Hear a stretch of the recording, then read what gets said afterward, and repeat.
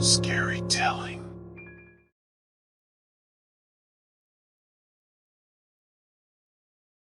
It was Father's Day, and I made my way to the cemetery to visit my dad. It had been years since he passed away, but the pain never really went away. I brought some flowers, his favorite beer, and a card that I had written earlier that morning. As I stood in front of his gravestone, I couldn't help but feel alone. He had always been my rock, my confidant, my best friend. I sat down in the grass, opening the beer and taking a sip. I raised my eyes to the sky, wondering what life would be like if he were still here. Suddenly, I heard a voice behind me. "Excuse me, sir. Can I ask you a question?" I turned around to see a man standing there, looking to be in his mid-30s. He was tall, thin, and had a kind face. He was holding a small notebook in his hand. "Sure," I said, taking another sip of my beer. "I'm doing research for a book I'm writing," he said. "I'm trying to understand the relationship between fathers and sons. Would you be willing to answer a few questions for me?" I hesitated for a moment, wondering if this was some sort of scam. But there was something about the man's earnestness that made me feel comfortable. "Sure," I said again. "Ask away." He flipped open his notebook and cleared his throat. "First question," he said. "What was your father like?" I smiled, feeling a warmth in my chest. "My father was amazing," I said. "He was strong, but he was also gentle. He taught me how to be a man, but he also taught me how to be kind. He was my hero." The man nodded, scribbling something down in his notebook. "Second question," he said. "What was the last thing you said to your father before he passed away?" I felt a lump form in my throat, and tears prickled at the corners of my eyes. "I told him that I loved him," I said, my voice cracking, "and that I was going to make him proud." The man nodded again, his pen scratching across the paper. "Final question," he said.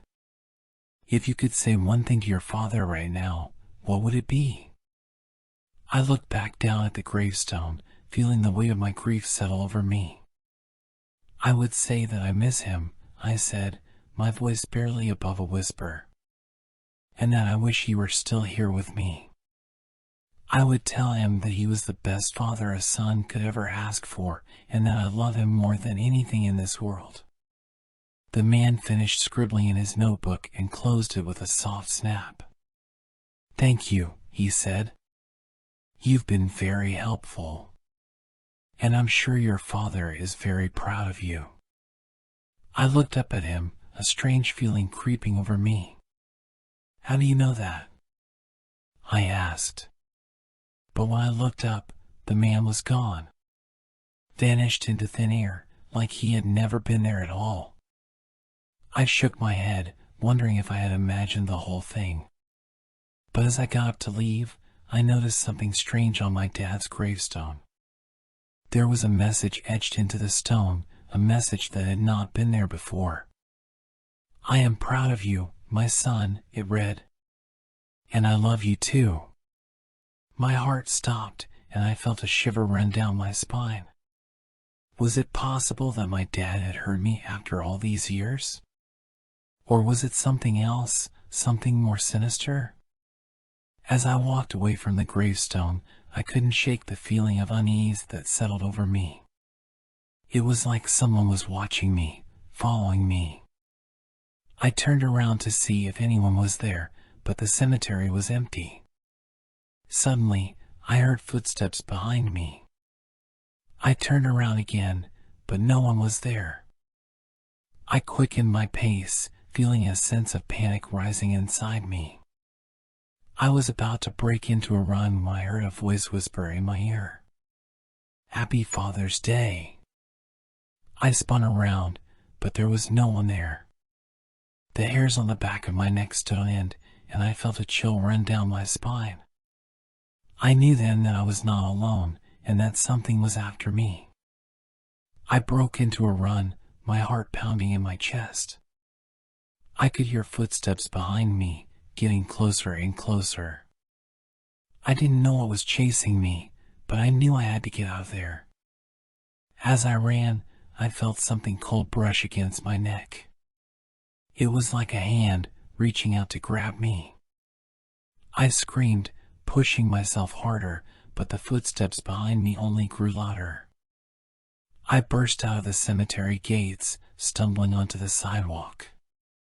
I turned around to see if anyone was following me, but there was no one there. I was alone, except for the ghostly figure standing in front of me. It was my father, but he was different somehow. His skin was pale and gaunt, his eyes sunken and hollow. He looked like he had been dead for years. "Dad?" I whispered, taking a step forward. But he didn't answer. Instead, he reached out to me with bony fingers, his mouth opening wide in a silent scream. I felt a sense of dread wash over me, and I knew then that this was not my father. It was something else, something that had taken on his form to trick me. I turned and ran, not looking back until I was safely inside my car. I sat there for a moment, catching my breath and trying to make sense of what had just happened. Was it all in my head? Or had I really come face to face with a ghost on Father's Day? As I drove away from the cemetery, I couldn't help but think about the man with the notebook. Was he some sort of ghost hunter, trying to understand the relationship between fathers and sons? Or was he something more sinister, using my grief against me to lure me into a trap? I didn't know the answers to these questions, but one thing was for sure. I would never go back to that cemetery again. Not on Father's Day, not ever.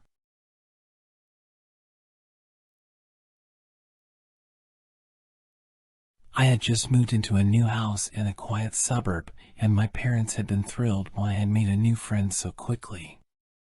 His name was Jake, and he was the same age as me. Jake and I spent most of our days playing outside, exploring the woods behind my house and playing games in the backyard.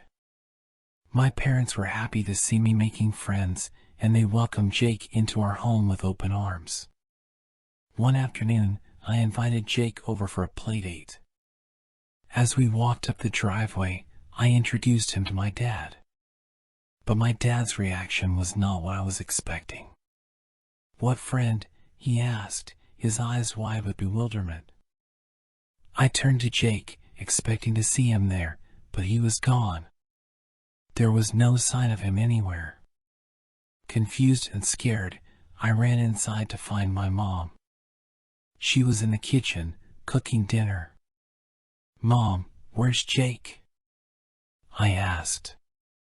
"Who's Jake, honey?" she replied, her brow furrowed in confusion.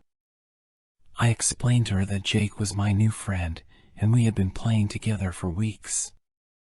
But she just looked at me like I was crazy. "Honey, you've been playing alone this whole time," she said gently. I couldn't believe it. Jake had been with me every day, and now he was just gone? I tried to brush it off, convincing myself that maybe he had just gone home early or something. But deep down, I knew something was wrong. Over the next few days, strange things began to happen in the house. Doors would slam shut on their own, and I could hear footsteps in the hallway at night. I tried to convince myself that it was just my imagination, but I couldn't shake the feeling that something was watching me. One night, I woke up to find Jake standing at the foot of my bed. But he looked different now. His eyes were black, and his skin was gray and rotting. "I've been waiting for you," he said in a raspy voice. I screamed and ran to my parents' room, but they didn't believe me. They told me it was just a bad dream and that I needed to stop making up stories. But it wasn't just a dream. Jake was real, and he was after me. Over the next few weeks, Jake continued to appear to me at night. I could hear his whispers in my ear, telling me to do things that I knew were wrong. I tried to fight him off, but it was like he had a hold on me that I couldn't shake. One day, I decided to do some research on my own. I dug through old newspapers at the library and searched online for any information I could find about my house. What I discovered chilled me to the bone. Years ago, a little boy named Jake had lived in the house with his parents. But one day, he had disappeared without a trace. His parents had been accused of killing him, but they had always maintained their innocence. As I dug deeper, I found a picture of the missing boy. It was the same boy I had been playing with. I knew then that Jake wasn't just an imaginary friend. He was a ghost, and he was haunting me. I tried to tell my parents what I had discovered, but they still didn't believe me. They thought I was just trying to scare them. But I knew the truth. Jake was real, and he wasn't going to stop until he got what he wanted. That night, as I lay in bed, I could feel him watching me. And I knew that I was running out of time.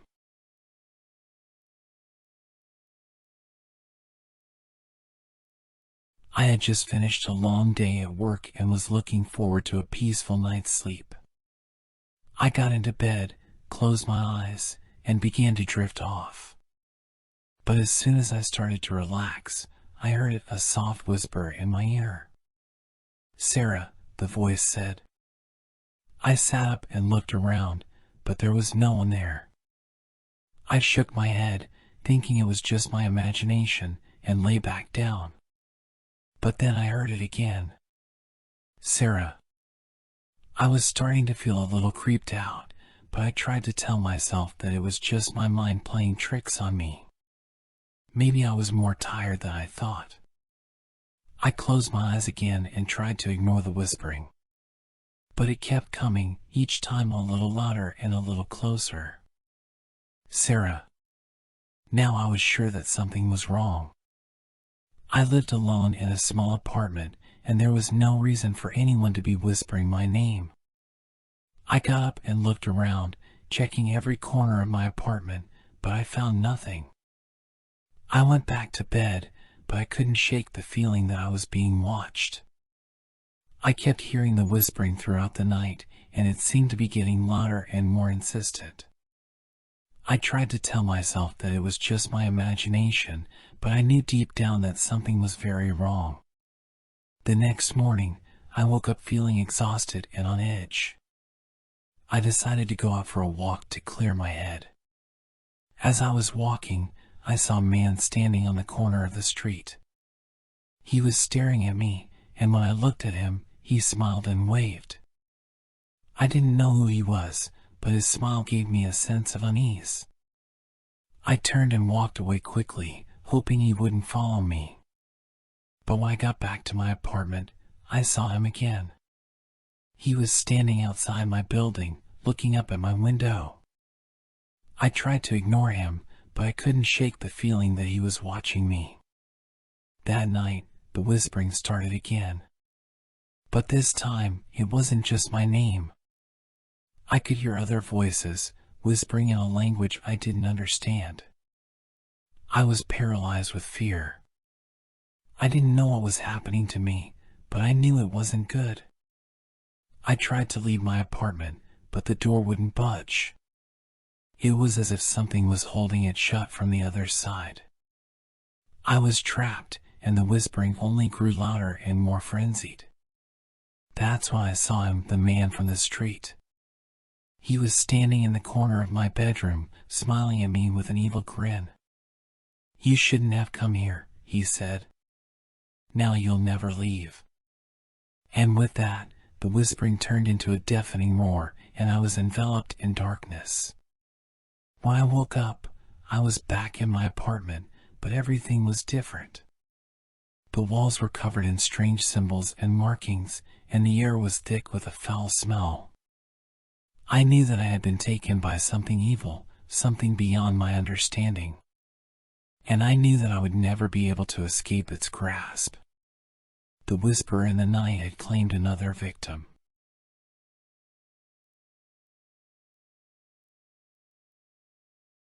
I was working the night shift at the 911 call center when I received a call that sent chills down my spine. 911, what's your emergency? I asked, in my usual calm voice. But what I heard on the other end of the line was anything but calm. It was a woman's voice, frantic and breathless. Please, you have to help me. Someone is trying to break into my house, she gasped. I quickly took down her address and assured her that help was on the way. But before I could hang up, I heard something that made my blood run cold.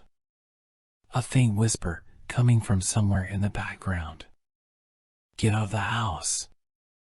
I tried to ask the woman if she had heard it, but she was too busy sobbing and begging for help.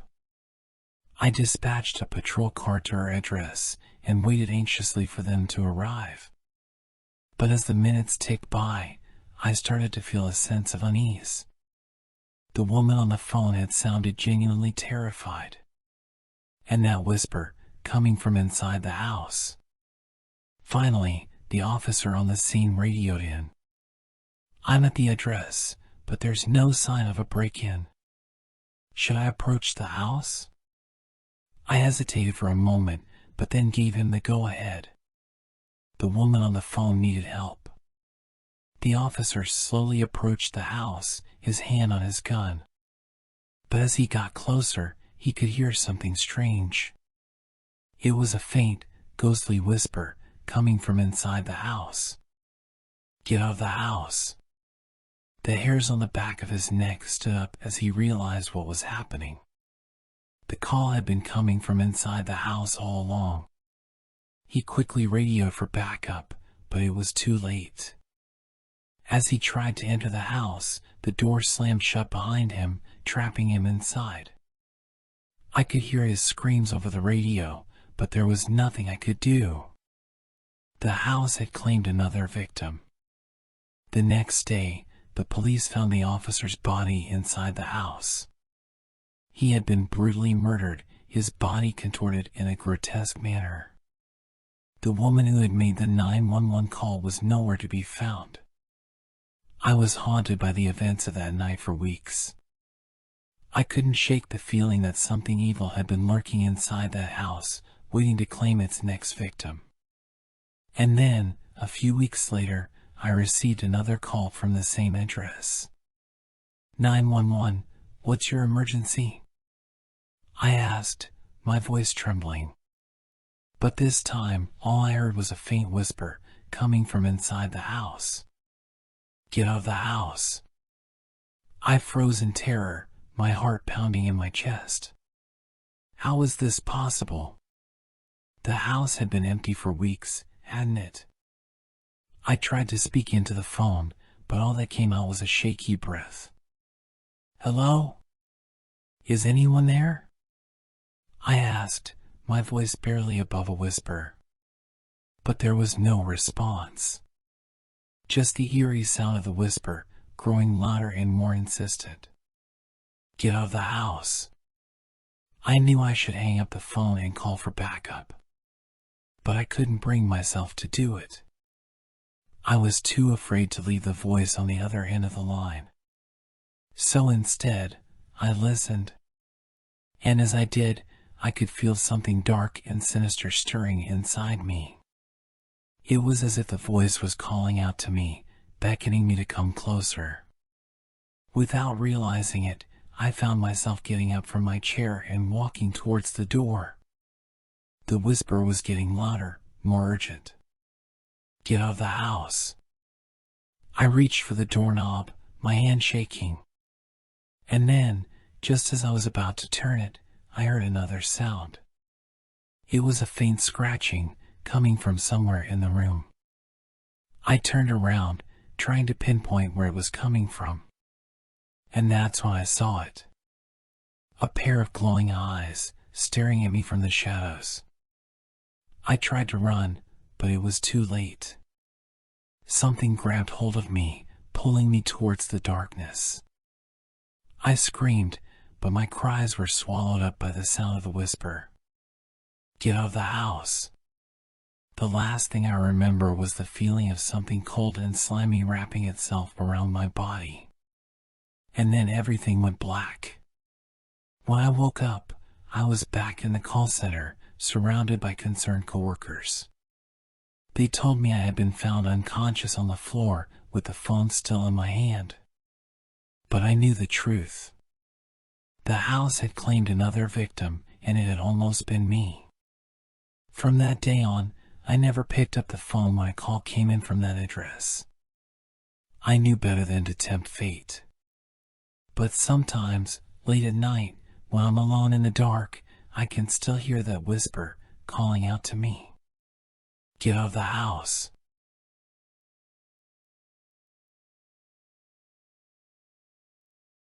I had just come back from a long day at work, looking forward to seeing my girlfriend and her newborn child. As I walked into the apartment, I was struck by an eerie silence. I called out their names, but there was no answer. I searched the entire apartment, my heart racing with fear. And then, I found them. My girlfriend was lying on the bed, her eyes staring blankly at the ceiling. And beside her, our newborn child, stillborn and lifeless. I was overcome with grief and shock. How could this have happened? And then, a wave of terror washed over me as I realized that someone had broken into our apartment. Who could have done this? And why? I immediately called the police, and they arrived within minutes. They searched the apartment for any signs of forced entry, but found nothing. It was as if the perpetrator had come and gone without leaving a trace. I was inconsolable, my mind consumed with thoughts of who could have done this to us. As the days passed, I became increasingly paranoid, jumping at every sound and constantly checking the locks on the doors and windows. And then, one night, I woke up to find a shadowy figure standing at the foot of my bed. I couldn't make out their face, but I could feel their eyes on me, watching my every move. I tried to scream, but no sound came out. I was paralyzed with fear, unable to move or speak. And then, just as suddenly as it had appeared, the figure vanished. I was left alone in the darkness, trembling and sweating. From that night on, I was haunted by the presence of the shadowy figure. I would see it lurking in the shadows, watching me from afar. And then, one day, I received a package in the mail. Inside was a note, written in an unfamiliar handwriting. "Congratulations on your beautiful family. Enjoy them while you can." I felt a chill run down my spine as I realized that the person who had killed my girlfriend and child was still out there, watching me, waiting for their next move. I became consumed with fear and paranoia, never knowing when the next attack would come. I would constantly check the locks on the doors and windows, and I would jump at every sound. And then, one night, I heard a noise coming from the baby's room. I rushed in, expecting the worst, but instead I found something even more terrifying. The shadowy figure was standing over the crib, its eyes fixed on the baby. I tried to scream, but once again, no sound came out. And then, just as suddenly as it had appeared, the figure vanished. I knew then that I had to take action. I couldn't let this monster take my family away from me. I installed security cameras around the apartment, and I armed myself with a weapon. I was ready for whatever came next. And then, one night, I saw the figure on the security camera. It was standing outside the front door, waiting to make its move. I opened the door, and there it was, staring back at me with its empty eyes. I raised my weapon and fired, and the figure fell to the ground, dead. I was relieved, but I knew that I could never forget the terror that had consumed me. The memory of my dead girlfriend and child, and the unwelcome visitor who had come into our lives, would haunt me forever.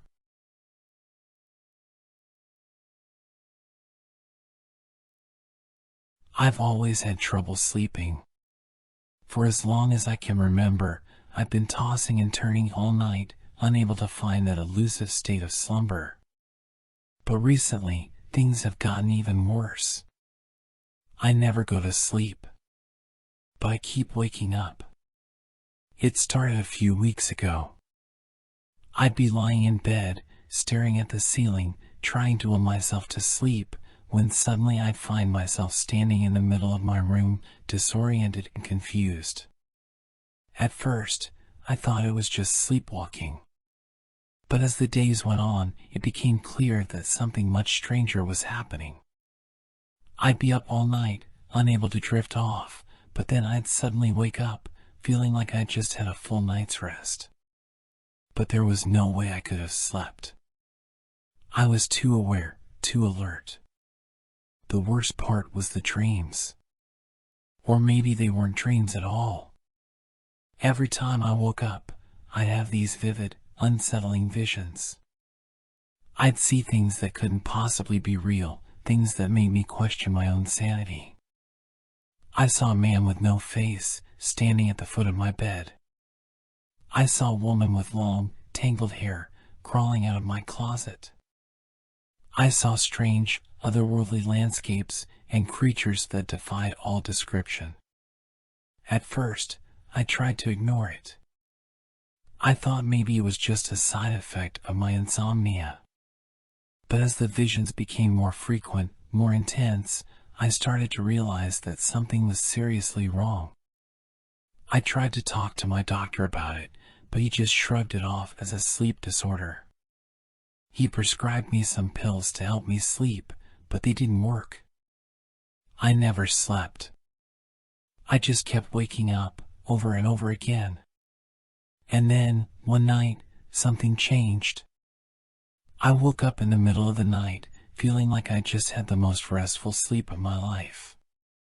But something was different. Something had shifted. As I looked around my room, I realized that I wasn't alone. There was a figure standing in the shadows, watching me. I couldn't make out any details, but I could feel its presence, looming over me like a dark cloud. I tried to move, to get out of bed, but I was paralyzed. I couldn't even scream. The figure stepped forward, and I could feel its breath on my face. And then, it spoke. "You never sleep," it whispered. "But now, you'll never wake up." And then everything went black. I woke up the next morning, feeling more exhausted than ever. But this time, I knew something was different. I knew that I was no longer alone in my insomnia. I never go to sleep. But I keep waking up, over and over again. And I know that each time I do, I'm one step closer to whatever is waiting for me in the darkness.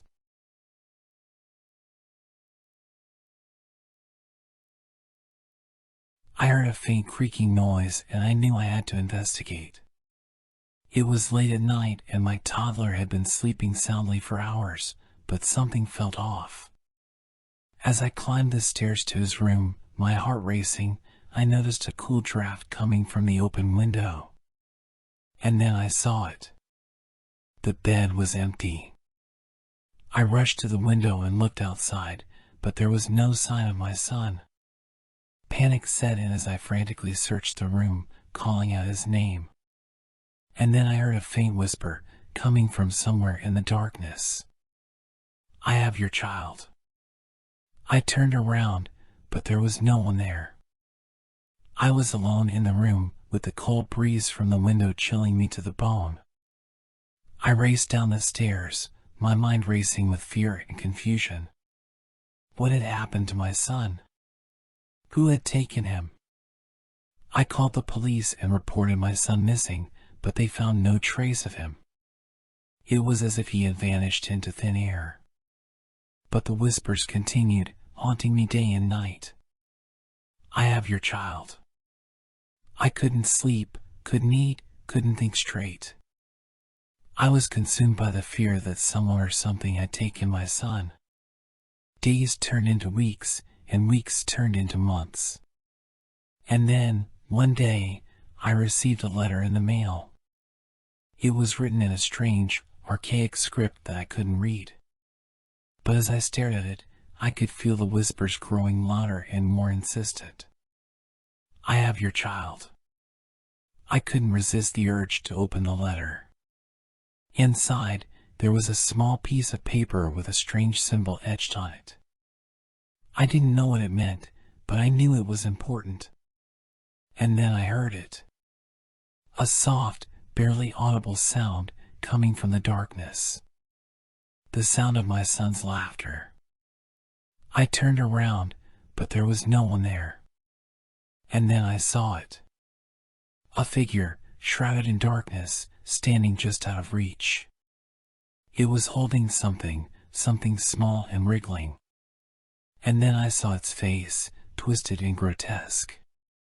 The whispers had been right all along.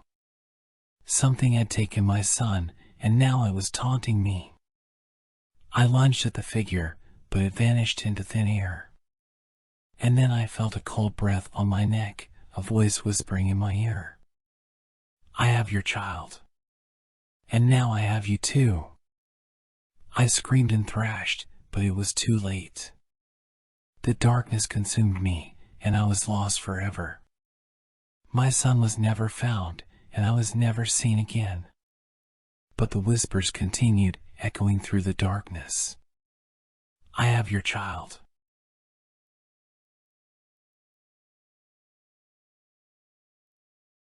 I always knew I had a fascination with skin. As a child, I would spend hours peeling away layers of sunburnt skin, feeling the satisfaction of revealing the fresh layer underneath. But as I grew older, my obsession took a darker turn. It started with small things, like collecting discarded pieces of skin after my family members had showered. I would keep them in a jar under my bed, studying them with a morbid curiosity. But soon, collecting wasn't enough.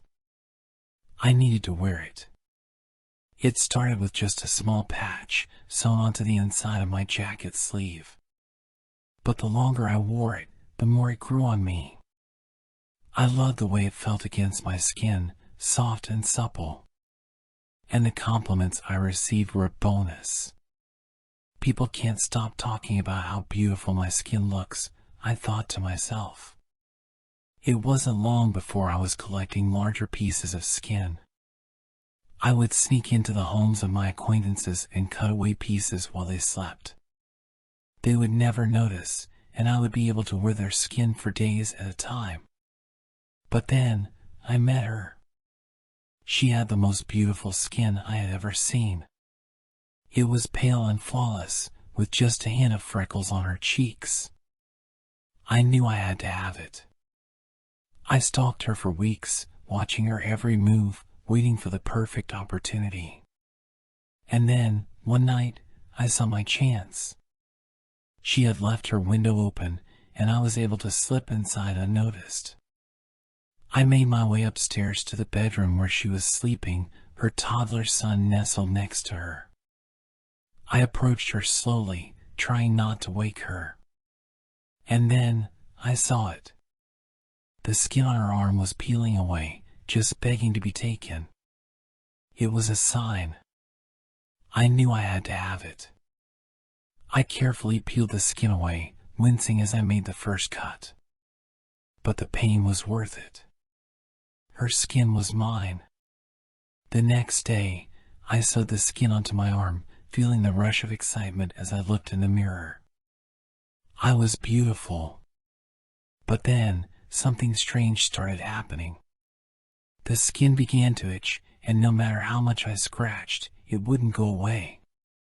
And then, I noticed something even stranger. The skin was growing. At first, it was just a small bump. But as the days passed, it grew larger and larger. And then, one night, it burst open, revealing something that made me scream. Hundreds of tiny spiders poured out of the wound, scurrying across my skin and disappearing into the darkness. I tried to rip the skin from my arm, but it was too late. The spiders had already made themselves at home inside my body. And then, the hallucination started. I would see her everywhere, her beautiful face haunting me as the spiders multiplied inside me. I could feel them crawling across my face, inside my mouth, and down my throat. I knew I was dying, but I couldn't stop. I needed her skin, even if it meant sacrificing everything. And then, one day, I woke up to find that the spiders had taken over. My body was nothing more than a shell, a host for their endless breeding. And as I lay there, unable to move, I could hear her voice, whispering to me from beyond the grave. "I told you my skin would grow on you," she hissed. "And now, it's taken over your entire being." And then, the spiders consumed me, leaving nothing behind but a lifeless husk.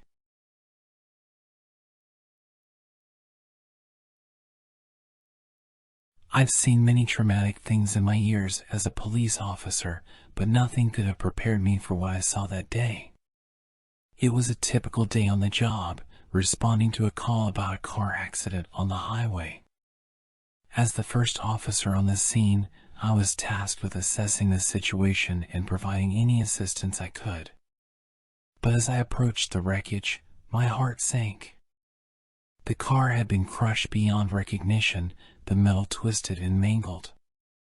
And then I saw the child's car seat, still strapped into the back seat of the car.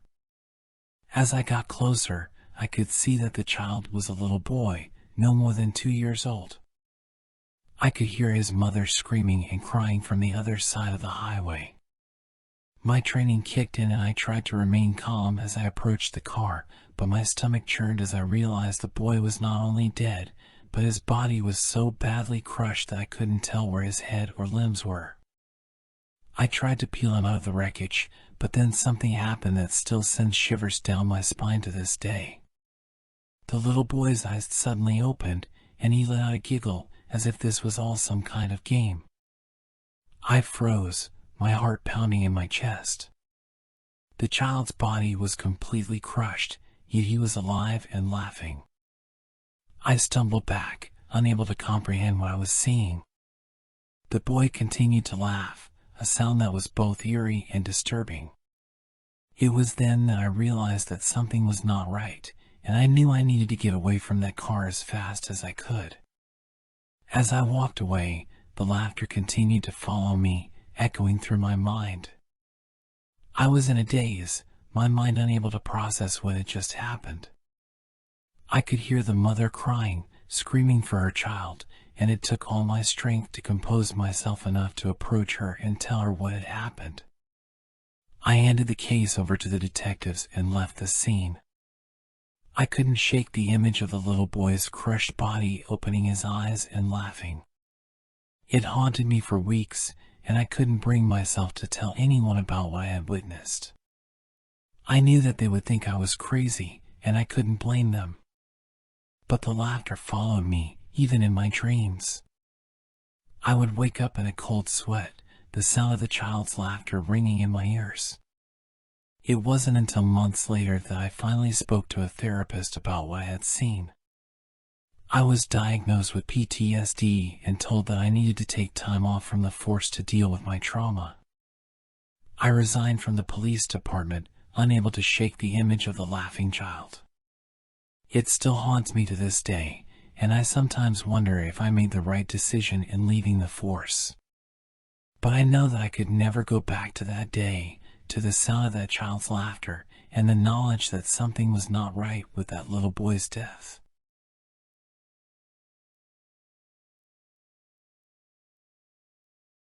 I woke up in the middle of the night to a strange feeling, like something was watching me. As I sat up in my bed, I noticed that the stars outside my window were gone. The once bright sky was now completely black, with no sign of any celestial bodies. I thought it was strange, but maybe it was just some kind of weird weather phenomenon. I tried to go back to sleep, but the feeling of being watched never left me. The next morning, I went about my day as usual. I tried to shake off the eerie feeling from the night before, but it lingered in the back of my mind.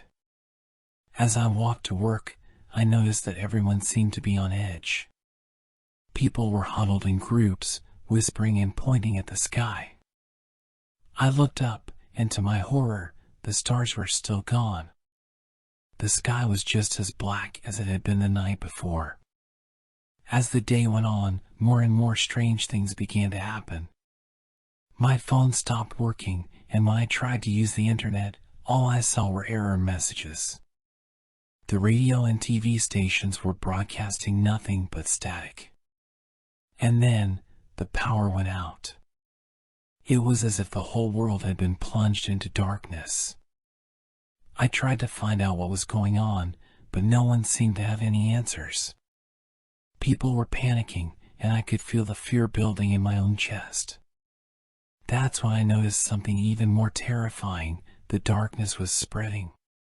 It was like a black fog, creeping closer and closer to me. And in that darkness, I could hear something moving. Something that shouldn't be there. I ran back to my apartment, locking the door behind me. But even then, I knew it wouldn't be enough.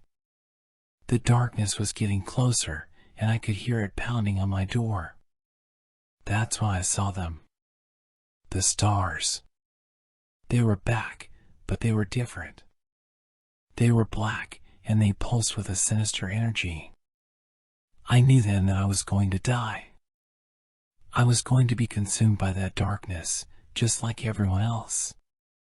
But as I watched the stars, I realized something even more horrifying. They were alive. They were alive, and they were hungry. And as they descended upon me, I knew that my fate was sealed. I don't know what happened to the rest of the world, or if anyone even survived. All I know is that the stars are gone now, and I'm alone in the darkness. But sometimes, when I look out my window, I swear I can see something moving in the blackness. Something that shouldn't be there.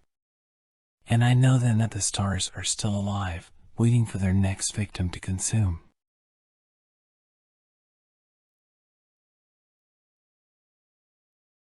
I had just lost my wife to a tragic accident.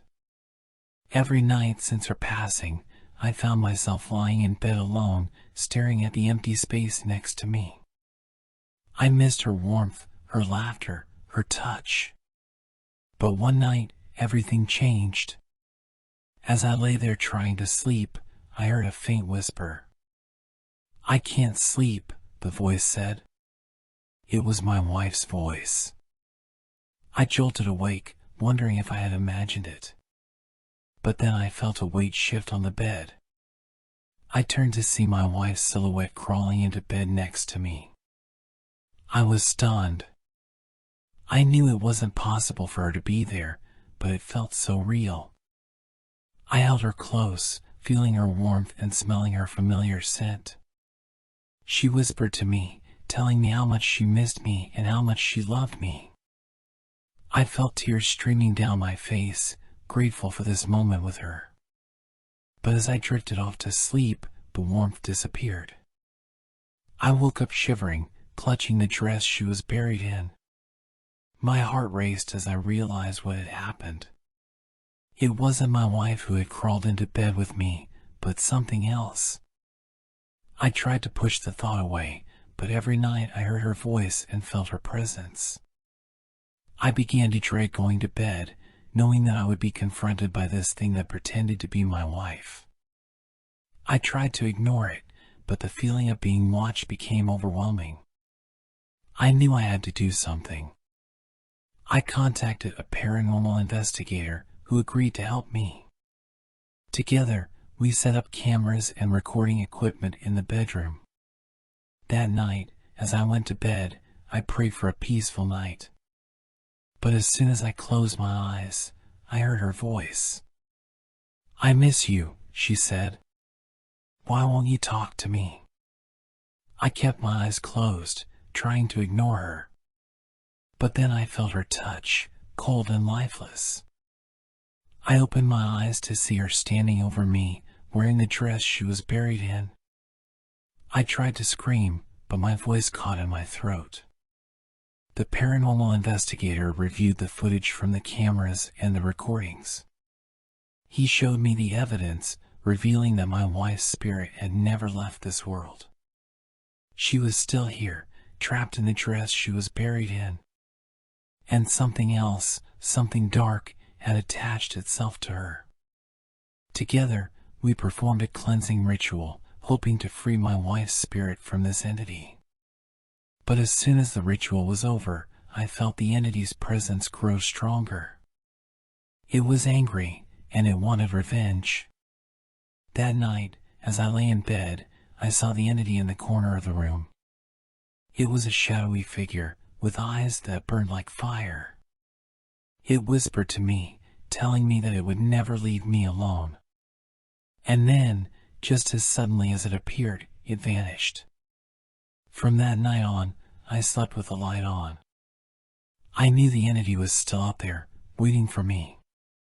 But I also knew that my wife's spirit was free, and that gave me some peace. I never forgot the dress, the thing that had attached itself to her. And I knew that it was still out there, waiting for its next victim.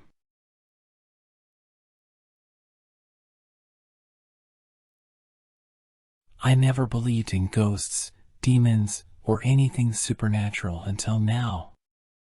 It all started a few weeks ago when I moved into my new apartment.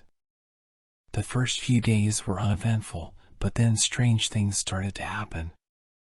Objects would move from where I had placed them, lights would turn on and off on their own, and I would hear strange noises in the middle of the night.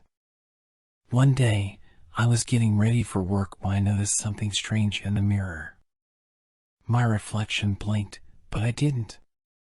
I blinked again, and my reflection did the same thing. It was as if I was looking at another person entirely.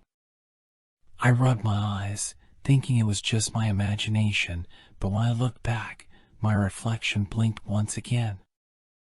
At first, I tried to brush it off as some sort of trick of the light, but it kept happening. Every time I looked in the mirror, my reflection would blink, and it was starting to scare me. I started avoiding mirrors altogether, but that didn't stop the strange things from happening. One night, I woke up to find my apartment freezing cold. I could see my breath in the air, and no matter how high I turned up the heat, it wouldn't warm up. As I lay there shivering, I heard a whisper in my ear. It was a cold, raspy voice that said, "I'm always watching you." I bolted out of bed and turned on all the lights, but I couldn't shake the feeling that someone was there, watching me. That's when I noticed something strange in the mirror again. My reflection was smiling at me, but I wasn't. It was a sinister, evil grin that sent chills down my spine. Things only got worse from there. Every time I looked in the mirror, my reflection would do something creepy, like wave at me or make a face. It was like it had a mind of its own, and it was tormenting me. I tried to tell my friends and family what was happening, but no one believed me. They all thought I was losing my mind. I even went to see a therapist, but they just prescribed me some medication and told me to get more sleep. One day, I decided to take matters into my own hands. I stood in front of the mirror and stared at my reflection, waiting for it to blink. When it did, I reached out and touched the glass. My hand went right through it, as if the mirror was nothing but a thin sheet of paper. Suddenly, I was sucked into the mirror, and I found myself in a dark, twisted version of my apartment. My reflection was there, waiting for me with that same evil grin on its face. It told me that it had always been watching me, waiting for the right moment to take over my life. I tried to fight back, but it was too strong. It pushed me back through the mirror, and I woke up in my bed, gasping for air. When I looked in the mirror, my reflection was back to normal, but I knew it was only a matter of time before it would try to take over again. I still don't know what to do, but I can feel my reflection watching me, waiting for the right moment to strike. Every time I see it, I feel like I'm losing a piece of myself, and I don't know how much longer I can take it.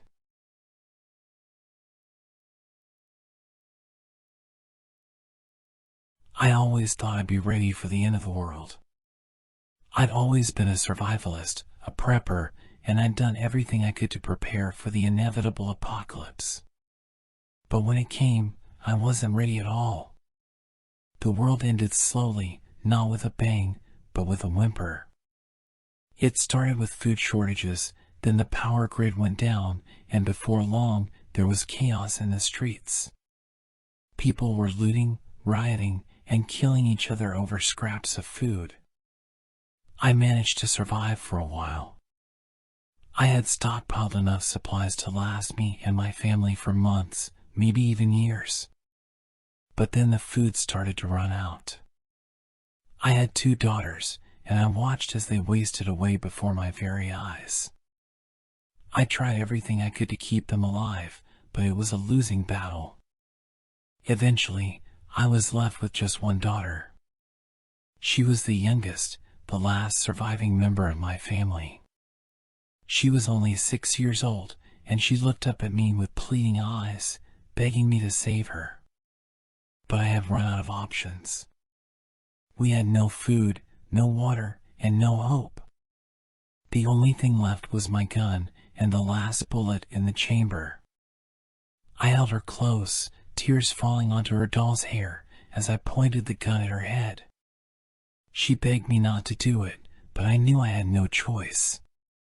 The pairs of emaciated eyes that surrounded us outnumbered the single round in my gun. I had to make a choice, sacrifice my daughter to save her from a slow and agonizing death, or let her starve to death in my arms. I pulled the trigger, and the world went black. When I opened my eyes, I was in a room that looked like a hospital. A nurse was standing over me, checking my vitals. I asked her what had happened, but she just smiled and told me to rest. As I lay there, trying to piece together what had happened, I saw something that made my blood run cold. My reflection in the mirror blinked. I sat up in bed, heart racing, and looked around the room. It was empty except for me and the nurse, who was now looking at me with concern. I asked her again what had happened, but she just shook her head and told me to calm down. She said I'd been in a coma for months, that I'd been found in my house, delirious and malnourished, with no sign of my family. But I knew the truth. I had killed my daughter, and now her ghost was haunting me. I could feel her presence, her cold breath on my neck, and I knew that she would never forgive me. From that day on, I was haunted by her ghost. I saw her everywhere I went, in the shadows, in the reflection in the mirror, in my dreams. She never spoke, but her eyes were filled with sadness and betrayal. I tried to move on, to forget what I had done, but I knew that I could never escape her ghost. It followed me everywhere, a constant reminder of the terrible choice I had made. In the end, I couldn't take it anymore. I went to the place where I had killed my daughter, and I took my own life. As I felt my consciousness slipping away, I saw her ghost for the last time, and I knew that she had finally found the peace she deserved. The end of the world hadn't come in the way I had expected. It had come in the form of a terrible choice, one that I could never forget. And even in death, I was still haunted by the consequences of that choice.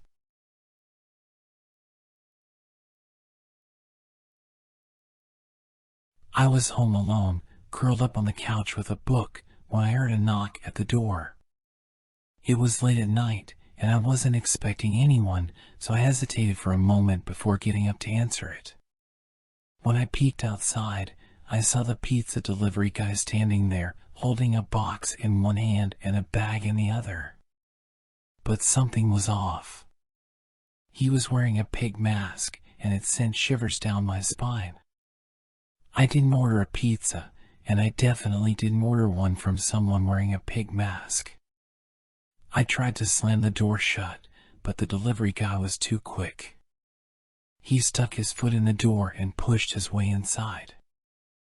I stumbled backwards, tripping over the coffee table and falling to the ground. The delivery guy loomed over me, still wearing the pig mask, and I could smell the stench of stale pizza and sweat emanating from beneath it. "Where's my money?" he growled, holding out the bag. I shook my head, telling him I didn't order any pizza, but he didn't believe me. He advanced towards me, and I scrambled backwards, trying to get away. But there was nowhere to go. I was trapped in my own home with a deranged pizza delivery guy wearing a pig mask. Suddenly, the delivery guy's phone rang. He fished it out of his pocket and answered it, still keeping one hand on the bag of pizza. I heard a muffled conversation, and then he hung up and turned to me. "Sorry, wrong house," he muttered, and then he was gone, slipping out the door and disappearing into the night. I sat there, shaking and afraid, for what felt like hours. Eventually, I gathered the courage to stand up and investigate the pizza box and bag. They were both empty, but I could still smell the stale pizza and sweat. It was then that I noticed something odd.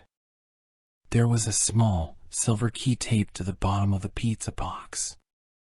I had no idea what it was for, but I knew I had to find out.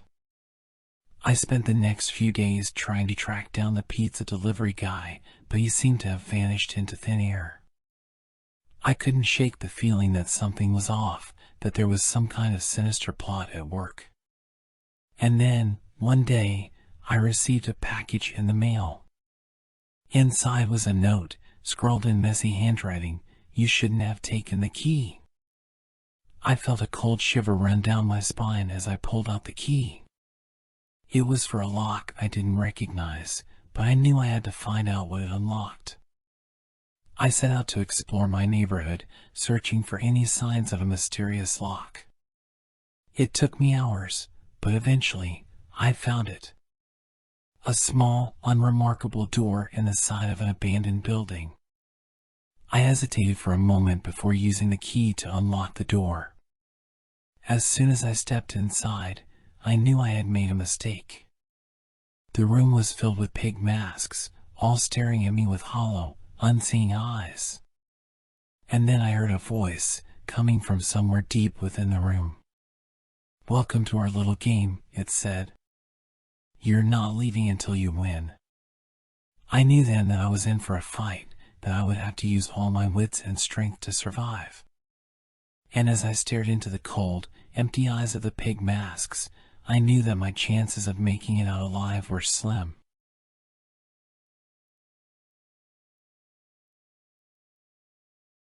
I have a friend named Charlie.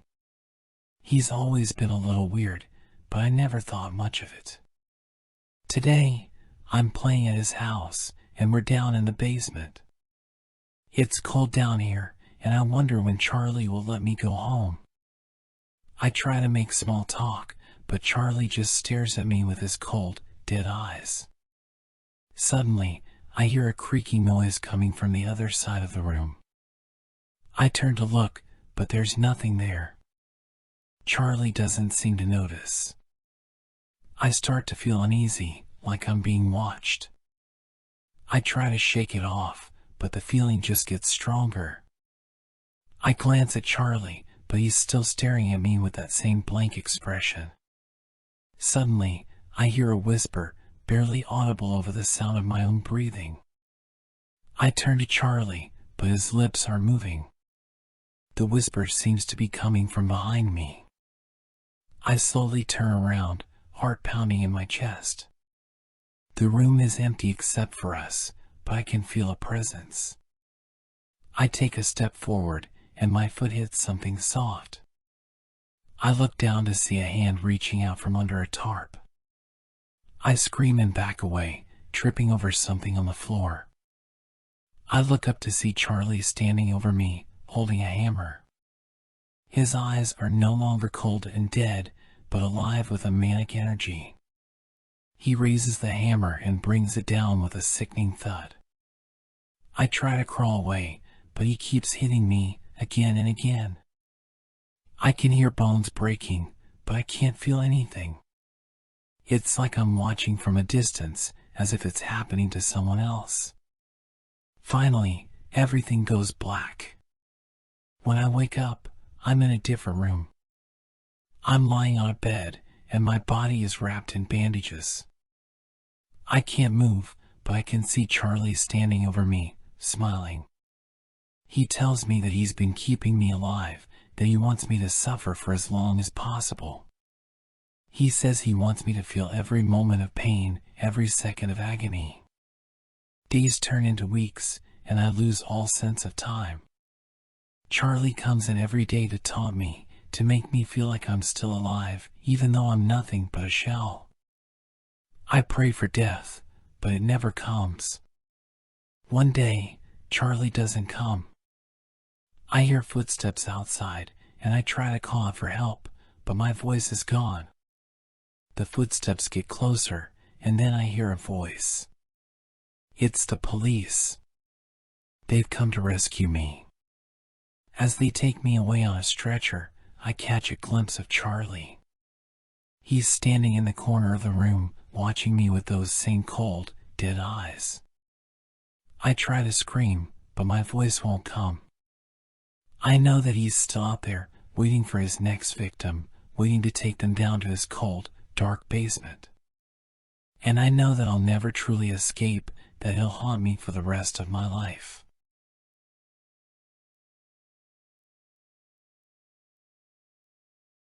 I never believed in the paranormal until yesterday. My curiosity got the best of me, and I convinced my friends to play with a Ouija board with me. We asked a few questions, but nothing seemed to happen, and we got bored quickly. We put the board away and went on with our day. That was yesterday. Today, I woke up to find something on my ceiling. At first, I thought it was just a stain, but as I got closer, I realized that it was writing. It was written in blood, and the message sent shivers down my spine. The message read, "I'm here. You called. Now I'm here." I was in shock. I couldn't believe what I was seeing. My mind raced with questions, and I felt like I was losing my mind. Who did I summon? How did they know where I lived? What did they want from me? I tried to ignore it and go about my day, but I couldn't shake the feeling that I was being watched. I kept looking over my shoulder, and every time I turned around, I saw something moving in the corner of my eye. I thought it was just my imagination, but the feeling persisted. That night, I tried to sleep, but I couldn't. I was too scared. I kept thinking about the writing on my ceiling and what it meant. Who or what had written it? Was it a demon? A ghost? I had no idea. Suddenly, I heard a noise outside my bedroom door. It was a low, guttural growl that made the hair on the back of my neck stand up. I sat up in bed, frozen with fear. I didn't know what to do. I wanted to run, but I couldn't move. The door creaked open slowly, and I saw a dark figure standing in the doorway. It was tall and menacing, with glowing red eyes that seemed to pierce my soul. I wanted to scream, but no sound came out of my mouth. The figure took a step forward, and I could feel its hot breath on my face. I closed my eyes, waiting for the worst, but nothing happened. When I opened them again, the figure was gone. I didn't sleep the rest of the night. The next day, I got rid of the Ouija board and went to a priest for help. He performed an exorcism on my house and blessed it with holy water. After that day, I never had any more experiences with the paranormal. But I will never forget the terror that I felt when I saw that message on my ceiling, or the fear that I experienced when I saw that dark figure in my doorway. The memory still haunts me to this day.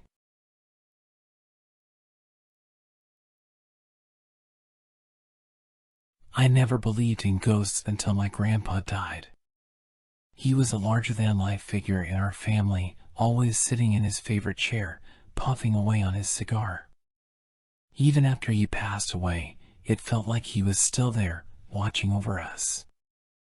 We got rid of the chair, of course. It was too painful to see it empty, a constant reminder of his absence. But soon after, strange things started happening in our house. Ash marks began appearing on the floor, as if someone had been sitting there and smoking. My dad and I tried to brush them away, but they kept coming back, no matter how many times we cleaned. I thought it was just my imagination, until I saw him. It was late at night, and I couldn't sleep. I went downstairs to get a glass of water, and there he was, sitting in his chair, smoking his cigar. I couldn't believe my eyes. Grandpa was back. I ran back to my room, shaking and scared.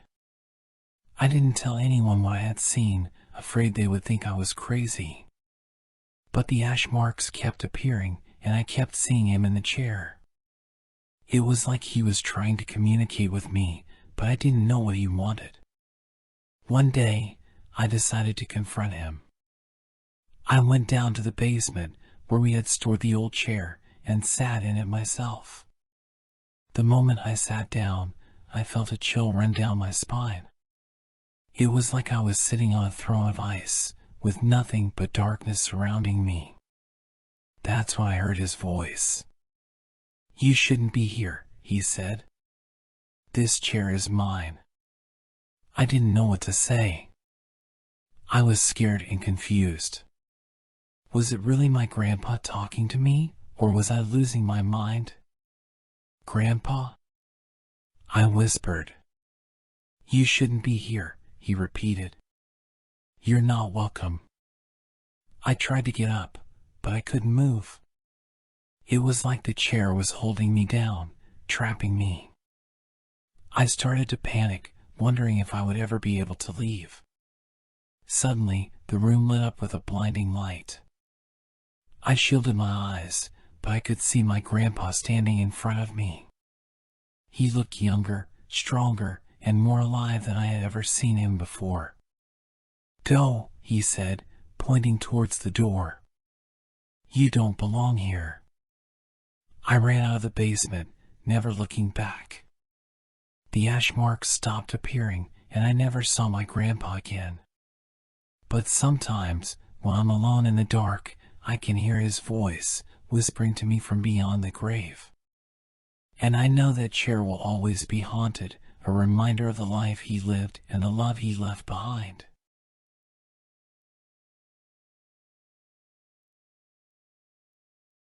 I never thought much of my singing voice, but I enjoyed singing in the shower. It was my little escape from the world, where I could let my guard down and sing my heart out without fear of judgment.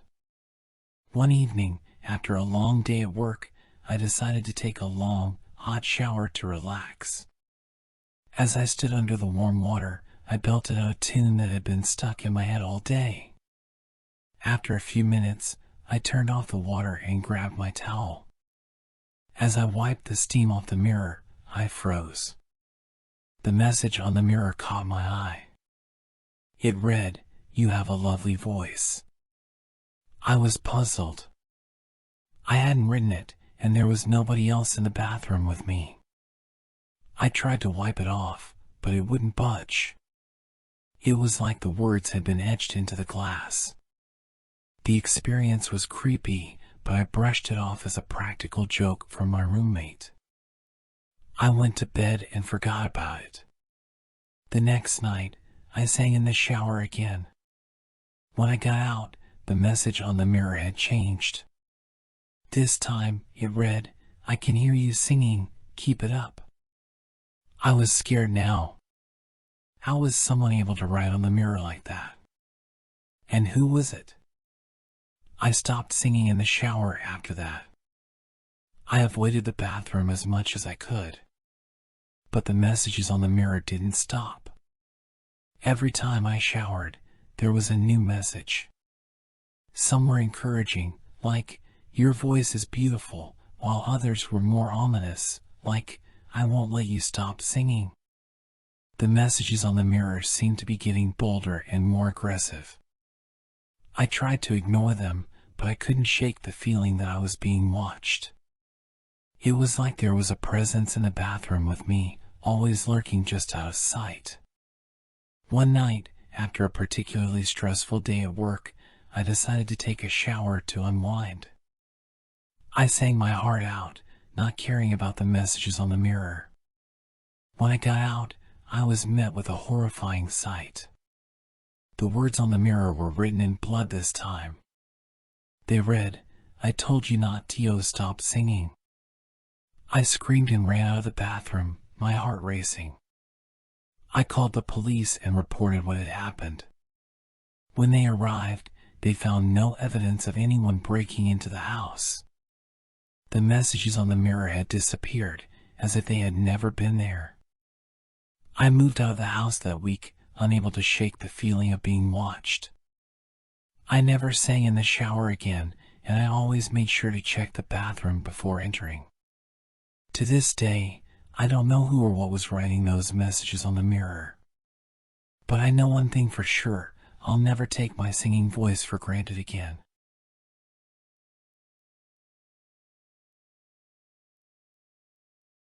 I moved into my new apartment in the city, excited to start my new life. The apartment was on the 3rd floor of an old building, and the location was perfect for my daily commute. However, there was one thing that I didn't like about my new home, the noise from the upstairs neighbors. Every night, I would hear footsteps and loud banging noises coming from the apartment above me. The noise would start around midnight and go on until the early hours of the morning. At first, I thought it was just some inconsiderate neighbors who didn't care about the people living below them. But the noise continued, night after night. I complained to my landlord about the noise, but he told me that the apartment upstairs had been vacant for months. I couldn't believe it. Who could be making all that noise if no one was living there? One night, I decided to investigate.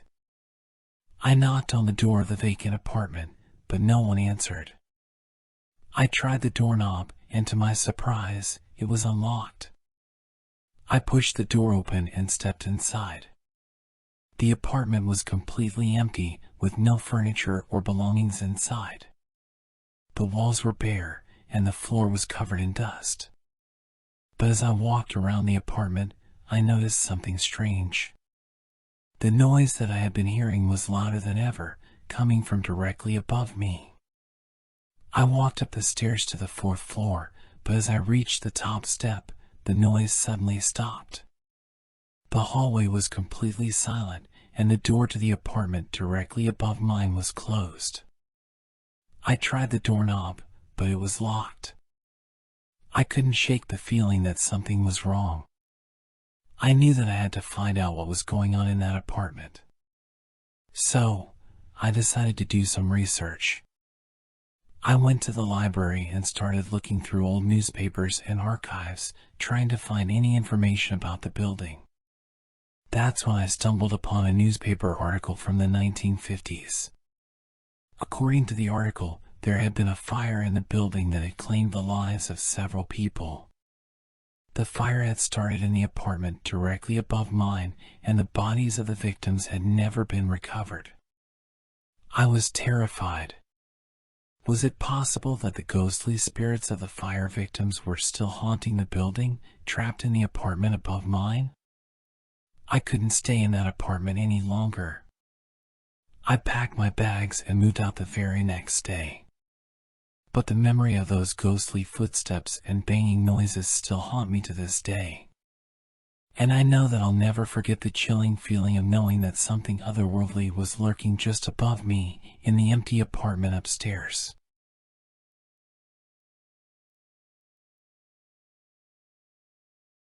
I've always been a horror movie buff, and my girlfriend, Jane, is the exact opposite. She can't handle the jump scares, the eerie music, and the creepy atmosphere. But that's okay, because I'm always there to protect her. At least, that's what I thought until the day I realized that I was the one she needed protection from. It all started a few weeks ago when I was watching a horror movie marathon at my place. Jane had to work late, so she couldn't make it.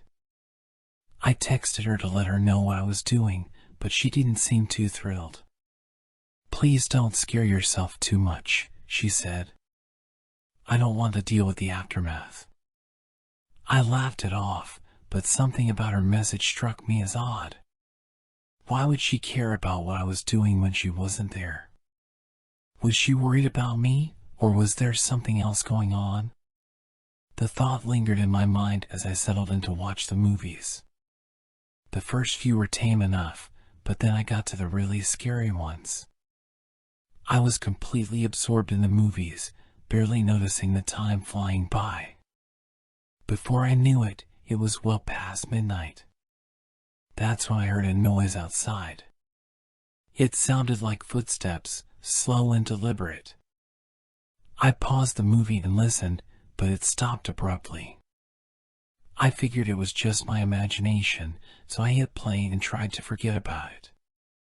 But then it happened again. This time, it was louder, closer. I paused the movie again and looked out the window. There was nothing there, just the empty street and the dim glow of the streetlights. I shrugged it off and hit play once more.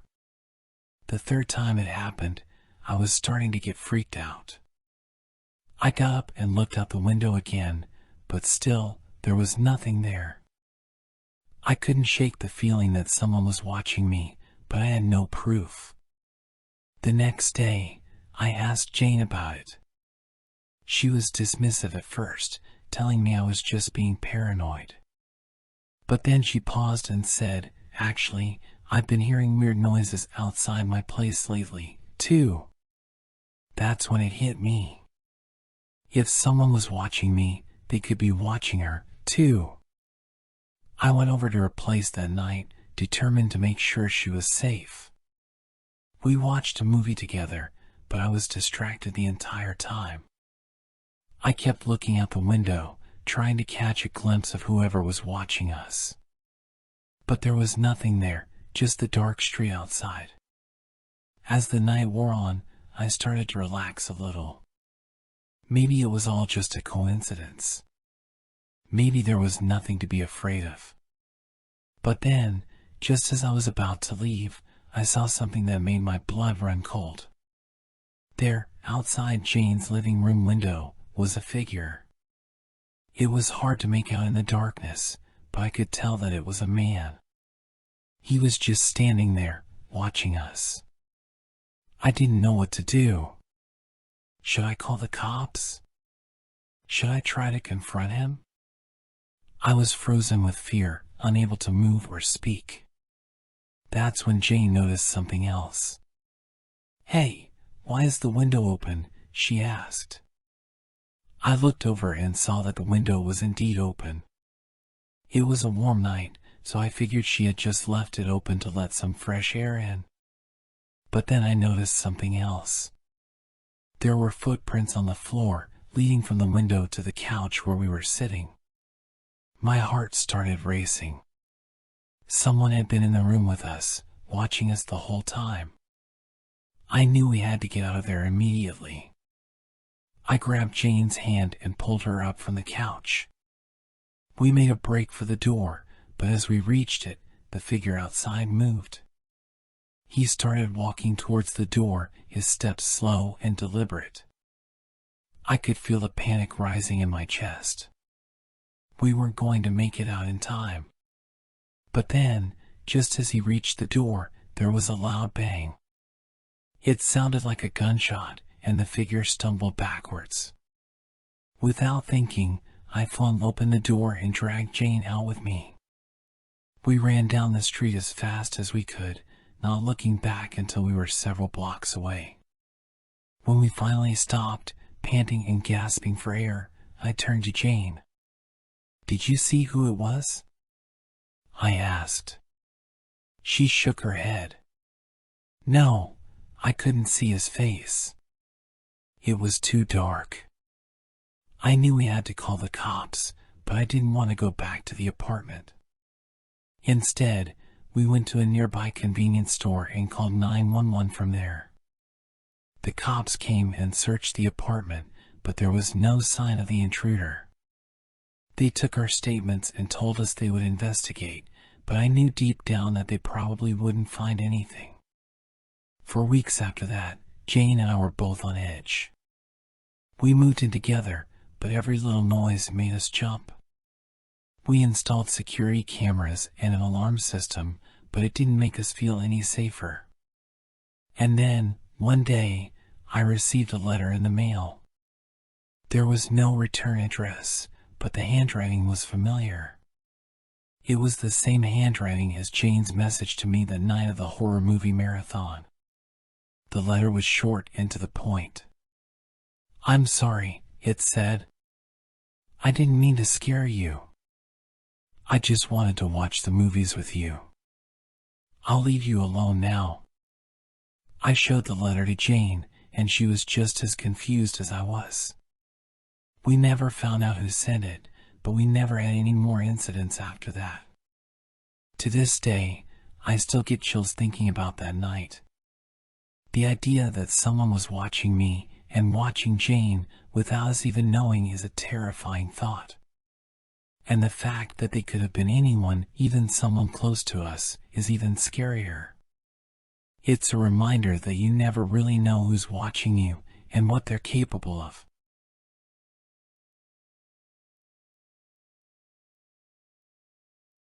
I never thought I would see her again. My little sister, Lily, went missing when she was only 6 years old. It was 2002, and I was just a kid myself. My parents and I searched for her for months, but we never found her. Then, in 2006, her remains were discovered in a nearby forest. It was devastating for my family, and we never fully recovered from the loss. But today, my mom called me and told me she had the best time playing with Lily. I couldn't believe it. I asked her how it was possible, and she told me that Lily had appeared in our house as a ghost. My heart was pounding as I drove to my childhood home to see for myself. When I arrived, my mom greeted me at the door, her face beaming with joy. She told me that Lily had been playing with her all day. They had tea parties, played dress up, and even danced to some music. I was skeptical, but I wanted to believe it was true. As I walked through the house, I felt a strange energy, like something was watching me. I heard giggling and footsteps upstairs, and my heart raced as I followed the sound. When I reached my old bedroom, I saw Lily sitting on the floor, playing with dolls. She looked up and smiled at me, and I froze in shock. "Hi, big brother," she said, her voice sounding like a distant memory. I couldn't believe it. She looked just like she did when she disappeared, but she had an ethereal glow around her. I walked closer to her, and she held out a doll for me to play with. I took it, and we started playing together like we used to. But then, something shifted. The air grew cold, and the room darkened. Lily's face twisted into a sinister grin, and her eyes turned black as coal. She started speaking in a language I couldn't understand, and I felt an overwhelming sense of dread. I tried to back away, but I felt like I was stuck in quicksand. I looked down at the doll in my hand, and it had turned into a grotesque version of Lily with sharp teeth and clawed hands. I screamed and threw it across the room, but it didn't disappear. It crawled towards me, its eyes glowing red. Lily laughed, and I realized that this wasn't my sister. It was something else, something evil. I tried to run, but the room was spinning, and I couldn't find the door. The dolls around me started moving on their own, their eyes following me as I stumbled around the room. Then, I heard a voice, faint and distant. It was my sister's voice, but it was coming from somewhere far away. She was calling my name, begging me to save her. I knew I had to snap out of whatever spell I was under and find her. I closed my eyes and focused on her voice, and I felt a surge of energy. When I opened my eyes, I was in a different room, one that I didn't recognize. But I saw her, my little sister, trapped in a cage. She looked up at me, her eyes pleading for help. I ran towards her, but then I heard a loud noise, like a gunshot. Everything went dark, and I woke up in my car, parked outside my childhood home. It was all a dream, I thought, but then I saw something on my passenger seat. It was the doll, the one that had turned into a monster. It was smiling at me, and I felt a chill run down my spine. I knew then that my sister's ghost was not the only one in the house. Something else had latched onto her, using her innocent presence to lure me in. And now, it had followed me home. I tried to throw the doll away, but it kept reappearing in my car, in my house, in my nightmares. Everywhere I went, it was there, taunting me with its twisted smile. I knew then that I had to face it head-on if I ever wanted to be free of it. So, I returned to my childhood home, armed with nothing but a cross and a prayer. The house was silent, but I could feel the evil lurking in every corner. I made my way upstairs, towards my old bedroom, and as I stepped inside, I saw it again. The doll was there, waiting for me. But this time, I was ready. I held up the cross, and I started reciting the Lord's Prayer. The doll screeched and hissed, but I kept going, refusing to back down. And then, it was over. The room went back to normal, and the doll vanished into thin air. I felt a wave of relief wash over me, and I collapsed onto the floor, exhausted. But as I lay there, I heard something that made my blood run cold. It was my sister's voice, but it wasn't coming from the doll. It was coming from somewhere else, somewhere deeper and darker. And it was calling my name. I knew then that the game wasn't over. The ghost of my little sister was still trapped, and I was the only one who could save her. But to do that, I would have to face the darkness head-on and risk losing everything. I left the house that night, vowing to never return. But I knew that the ghosts of my past would always haunt me, and that the game with the ghost of my little sister was far from over.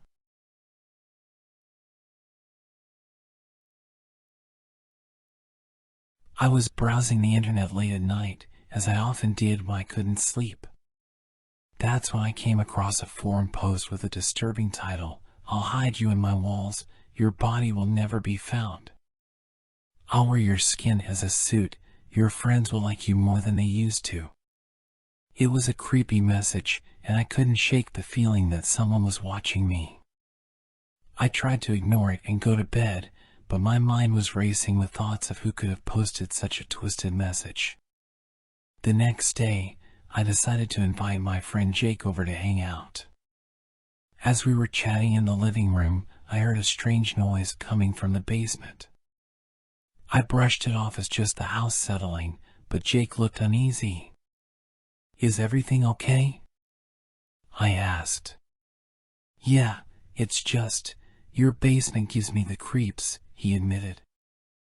I laughed it off, telling him he was being silly. But as the day wore on, I couldn't shake the feeling that something was off. The forum post kept playing in my mind, and I couldn't help but wonder if there was someone watching me. That night, as I was getting ready for bed, I heard a strange scratching noise coming from the wall behind my bed. It sounded like something was trying to claw its way through the plaster. I tried to convince myself that it was just an animal, but my heart was pounding with fear. The next day, I decided to investigate. I went down to the basement to see if I could find the source of the scratching noise. As I was searching around, I stumbled upon a small crawl space hidden behind some old boxes. I hesitated for a moment, but my curiosity got the best of me. I crawled into the space and shone my flashlight around. That's when I saw it, a small, cramped room with a mattress on the floor and a pile of human bones in the corner. I screamed and scrambled to get out of the crawl space, but something grabbed me from behind. I turned to face my attacker, but I didn't see anyone. It was as if something was pulling me back into the room. I managed to break free and scramble up the stairs, but I knew that I was being followed. I could hear something chasing me up the stairs, its ragged breathing echoing through the house. When I made it to the top of the stairs, I saw Jake standing in the hallway, his face twisted with fear. "What the hell is going on?" he shouted. "I don't know," I gasped. "But we need to get out of here." We ran out of the house and called the police. When they arrived, they found evidence of a serial killer who had been living in the house's walls for years. They found my missing neighbor's remains, along with several other victims.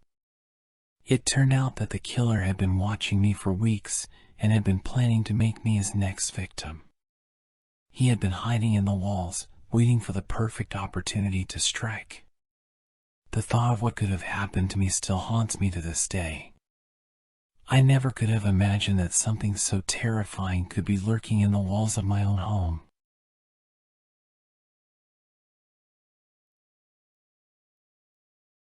I had never been one to believe in the supernatural or the paranormal, but that all changed when I had a dream that would forever haunt me. In the dream, I was lying in my bed, tossing and turning, unable to sleep. I had this strange feeling that I was being watched, and I couldn't shake it. That's when I looked up and saw a man standing outside my bedroom window, watching me. I screamed and woke up, my heart racing. I told myself that it was just a dream, but that feeling of being watched lingered with me long after I had opened my eyes. Days went by, and I tried to put the dream behind me. But then, things started to happen that I couldn't ignore. I began to find small things out of place in my room, things I knew I hadn't moved. It was like someone had been in there when I wasn't looking. But the worst was yet to come. One morning, I woke up to find footprints on my bedroom floor, leading from my window to the side of my bed. I froze, my mind racing with fear and confusion. How could there be footprints inside my room? Was someone really watching me sleep? I immediately called the police, but when they arrived, they found no evidence of a break-in or any signs of forced entry. I was left feeling even more frightened and vulnerable than before. The next few weeks were filled with paranoia and fear. I couldn't sleep without checking every inch of my room first. I even went as far as installing a security camera outside my window. But nothing seemed to bring me peace of mind. It wasn't until a few months later that I received a call from the police. They had found someone who matched the description of the man I had seen in my dream. It turns out he had been watching me for weeks, sneaking into my room at night to watch me sleep. The man was arrested and charged, but I couldn't shake the feeling that something else was going on. How did he know about my dream? How did he know where I lived? It was like he had been sent to terrorize me. To this day, I still have nightmares about the Watcher. I still feel like I'm being watched, even when I know I'm alone. I'll never forget the fear and vulnerability I felt during those weeks, and I'll never forget the realization that sometimes our worst nightmares can become a reality.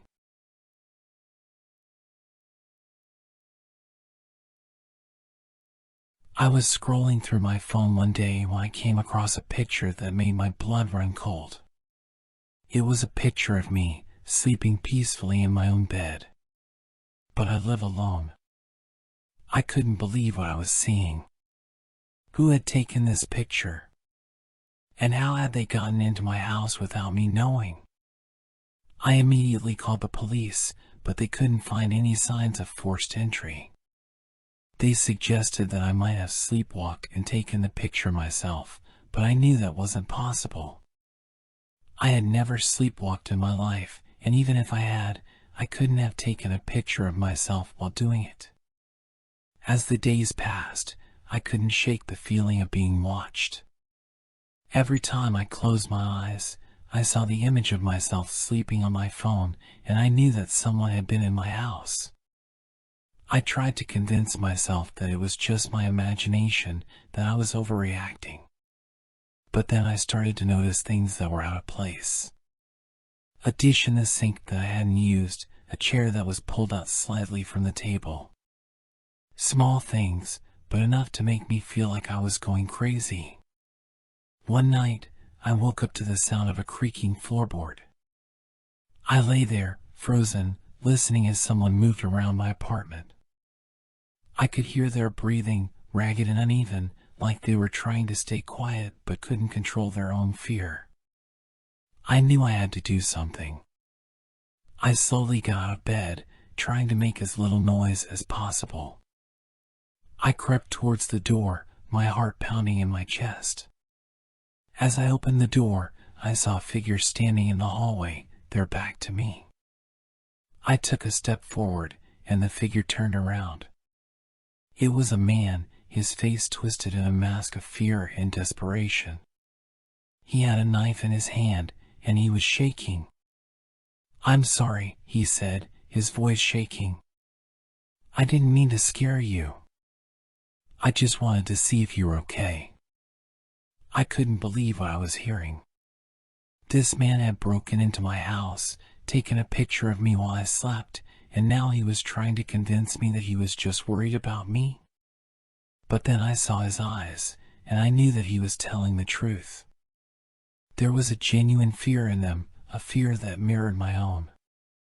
He put down the knife and sat down on the floor, tears streaming down his face. "I'm so sorry," he said. "I've been watching you for weeks. I saw that you were alone, and I just wanted to make sure you were okay. But then I saw the picture of you sleeping, and I knew that I had gone too far. I didn't know what to do. Part of me wanted to call the police and have him arrested, but another part of me felt sorry for him. He was just a scared, lonely man who had made a terrible mistake. In the end, I decided to let him go. I made him promise never to come back, and I watched as he walked out of my apartment, his shoulders slumped in defeat. But even though he was gone, I knew that I would never be able to shake the feeling of being watched. Every time I closed my eyes, I saw the image of myself sleeping on my phone, and I knew that there were still people out there, watching and waiting for their chance to strike.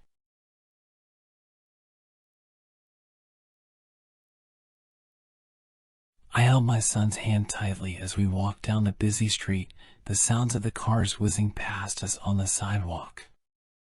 It was a hot summer day, and I was grateful for the shade provided by the tall buildings that surrounded us.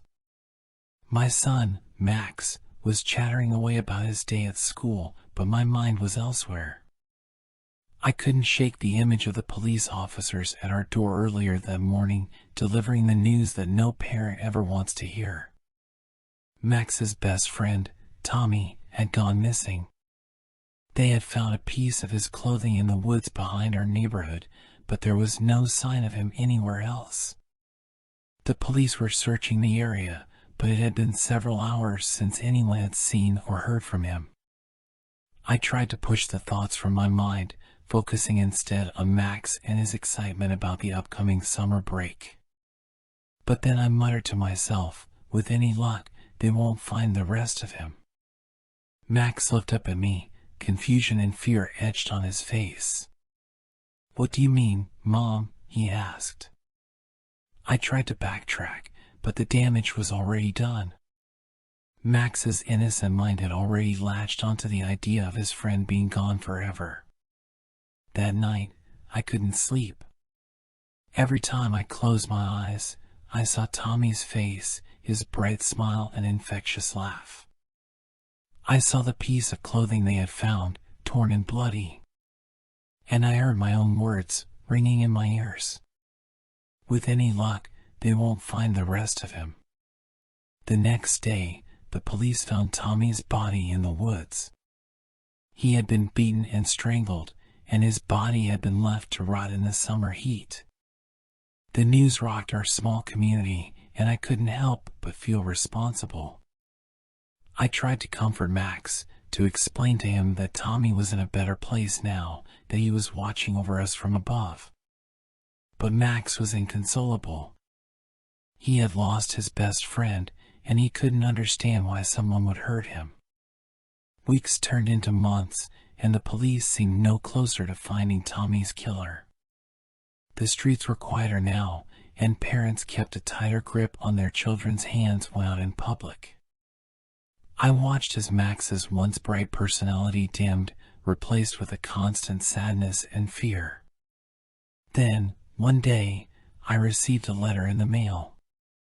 There was no return address, and the handwriting was blocky and unfamiliar. I opened it hesitantly, my heart racing as I read the words scrawled on the page. "I killed Tommy," the letter read. "And I'm not done yet." My hands shook as I read the words again and again, trying to make sense of them. Was this some sick joke? Or was it the killer himself, taunting me with his crimes? I called the police, and they came to investigate. But there was nothing they could do. The letter had been mailed from a post office box, and the killer had left no trace. I tried to keep Max close to me at all times, but I knew deep down that it wasn't enough. The killer was still out there, and he was coming for us. One night, as we were getting ready for bed, I heard a sound outside. It was a soft scratching at the window, like someone was trying to open it from the outside. I froze, my heart pounding in my chest. I grabbed Max and huddled with him under the covers, waiting for the sound to stop. But it didn't. It grew louder and more insistent, until I couldn't take it anymore. I got up, slowly peeling back the covers, and tiptoed over to the window. As I peered out, I saw figures standing in the darkness, their face obscured by the shadows. I screamed for Max to stay put as I ran to grab the phone and call the police. But as I turned back towards the window, the figure was gone, vanished into thin air. When the police arrived, they found nothing. No sign of forced entry, no footprints outside, no trace of the person who had been at our window. But I knew they had been there, and I knew they would be back. Days turned into weeks, and I lived in constant fear of the killer's return. I stopped sleeping, stopped eating, stopped living. Max was the only thing keeping me going, the only thing that kept me from completely losing my mind. Then, one night, I woke up to find Max gone. His bed was empty, the sheets tossed aside, and the window was open. My heart stopped as I realized what had happened. The killer had taken my son. I called the police, but I knew it was too late. They never found Max's body, never found any evidence of where he had gone. He was just gone, like Tommy before him. I was left alone with my guilt and my pain, haunted by the words that had started it all. With any luck, they won't find the rest of him. But they did find the rest of him. And they took him from me. Now, I walk the streets alone, haunted by the ghosts of my past. I see Max and Tommy everywhere I go, their faces etched into my memory. And I hear the killer's voice, taunting me with his crimes. "I'm not done yet," he whispers in my ear. "I'm coming for you next."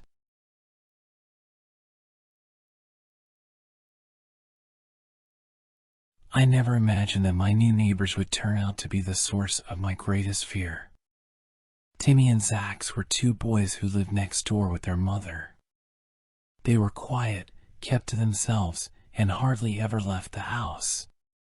But as time passed, I started to notice strange things happening.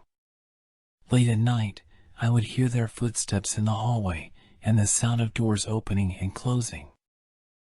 I thought it was odd, but I didn't want to jump to any conclusions. Then, one day, I noticed bruises on their mother's arms, and I knew something was wrong. I tried to talk to her, but she always seemed nervous and evasive.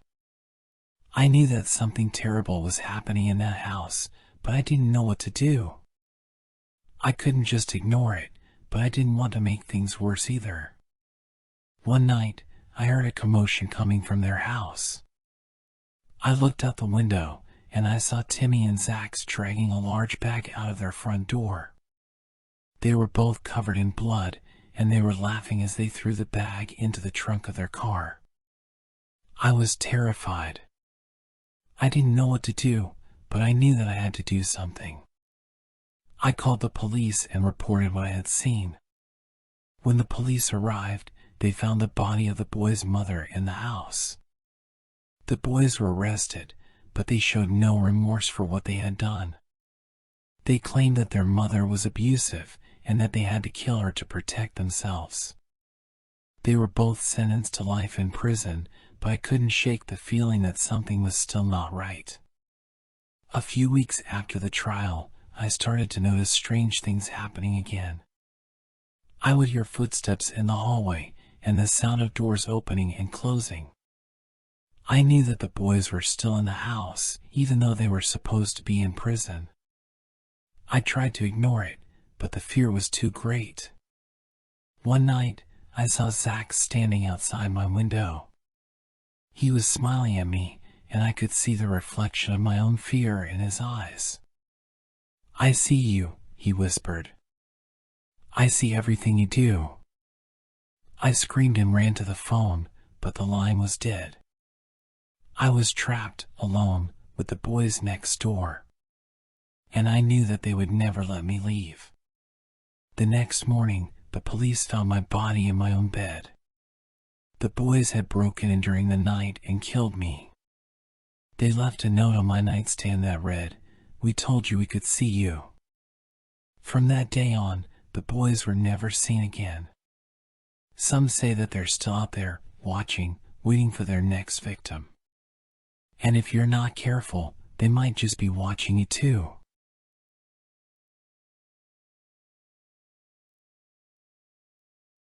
I am known as the Box Man. I roam the streets at night, searching for the perfect place to stand on my box.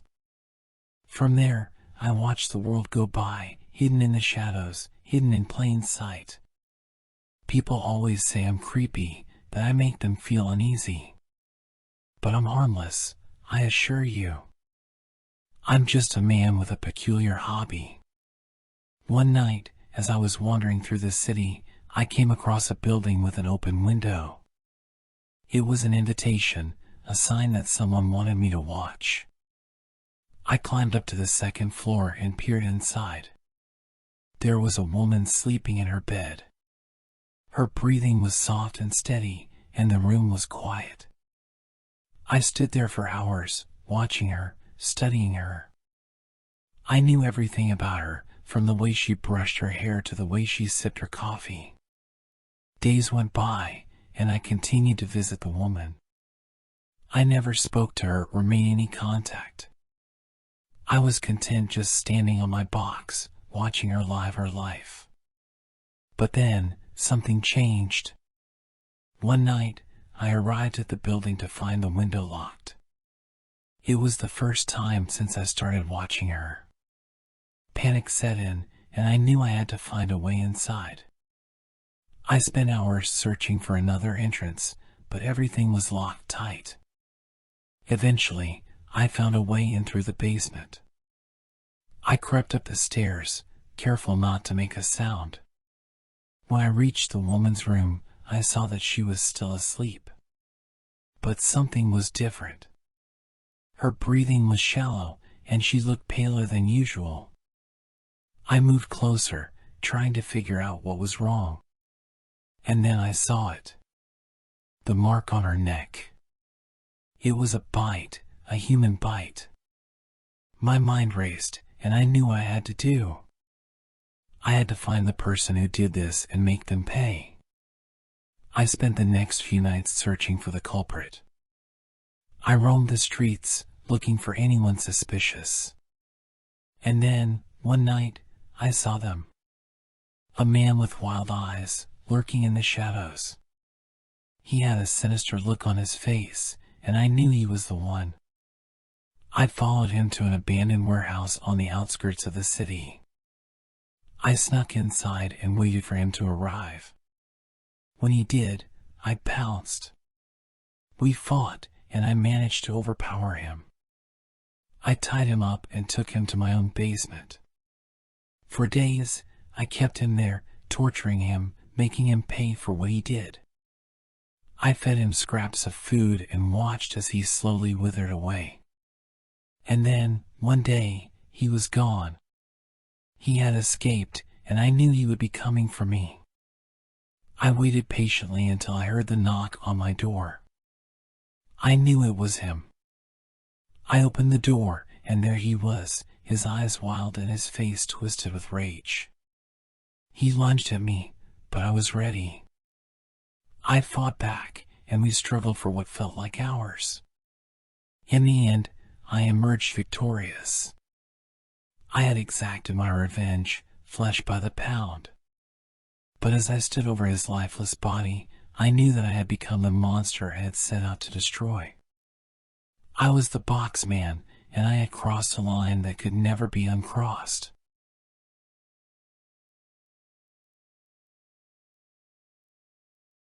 I've always been a patient person.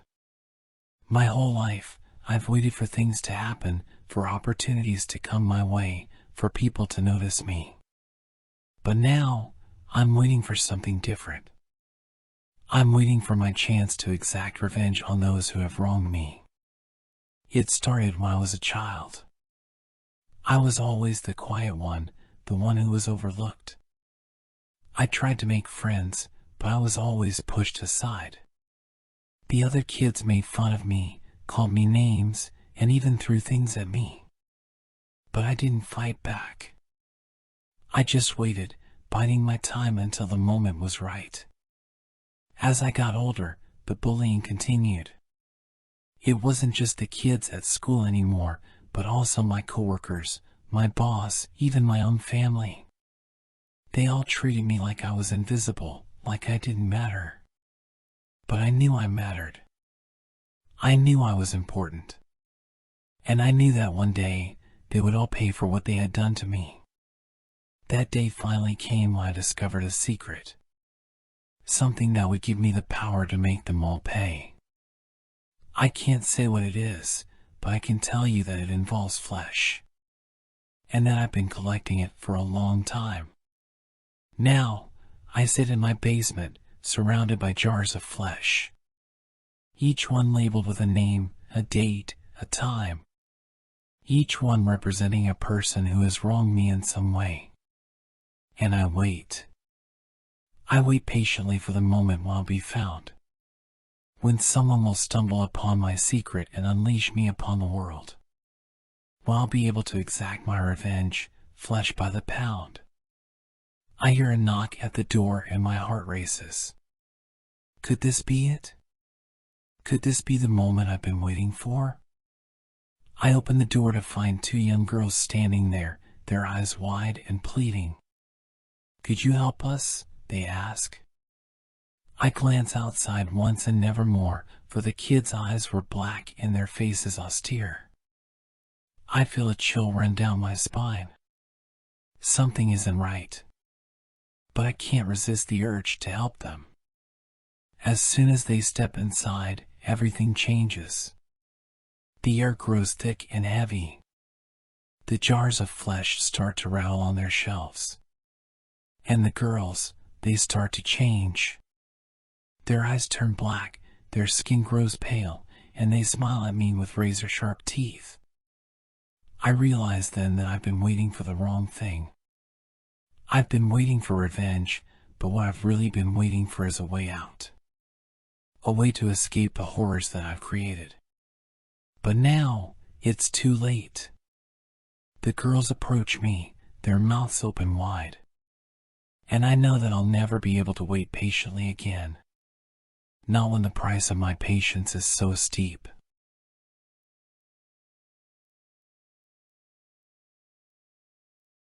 I was sitting alone in my apartment, scrolling through my phone when I heard a faint knock at the door. I got up to answer it, but as I approached, I hesitated. Something about the knock was off. It was too soft, too timid, almost like a child's. "Could you help us?" I heard a voice say from the other side of the door. I peered through the peephole and saw two children standing on my doorstep. They looked to be around 10 years old, a boy and a girl, both with dark hair and pale skin. I opened the door and they looked up at me with their big, black eyes. They had a strange aura about them, something that made me feel uneasy. "Can we come in, please?" the girl asked, her voice monotone. I hesitated for a moment, but something inside me urged me to let them in. I stepped aside and they walked into my apartment without a word. They sat down on my couch, and I could feel their eyes watching my every move. "Do you need anything?" I asked, trying to sound casual. "We just want to talk," the boy said. "About what, exactly?" I asked, feeling more uneasy by the second. "About what you've seen," the girl said. I furrowed my brow. "What do you mean?" "The things that you see at night," the boy said, his voice barely above a whisper. "The things that go bump in the night." I felt a chill run down my spine. How could they know about that? I had never spoken to anyone about my nightmares before. "How do you know about that?" The children just stared at me, their eyes unblinking. "We know everything," the girl said. Suddenly, I noticed something off about their faces. They seemed to be frozen in a permanent state of seriousness, with no hint of emotion. "Who are you?" I asked, my voice trembling. The children just stared at me, not answering my question. "You should go," the girl finally said, standing up from the couch. "We've said what we needed to say." I didn't argue with them. I walked them to the door and watched as they walked away, their black eyes glinting in the moonlight. The next few nights, I couldn't shake the feeling of being watched. Every time I closed my eyes, I could feel their presence in my room. The nightmares that had plagued me for years had become more vivid, more real. One night, I woke up to find the two children standing at the foot of my bed. Their eyes were darker than ever before, and I could see the outline of sharp teeth as they smiled at me. "Come with us," they said in unison. "You belong with us." I shook my head, trying to push them away, but they held onto me tightly. I screamed for help, but their grip only tightened. Suddenly, I woke up, sweating and panting. It was just a nightmare. I thought to myself, relieved. But when I looked at my arm, I saw two sets of small, human-like teeth marks. From that night on, I never heard from or saw the children again. But I could still feel their presence, lurking in the shadows, waiting for me to let my guard down. I knew I would never truly be alone again, and the thought made my blood run cold.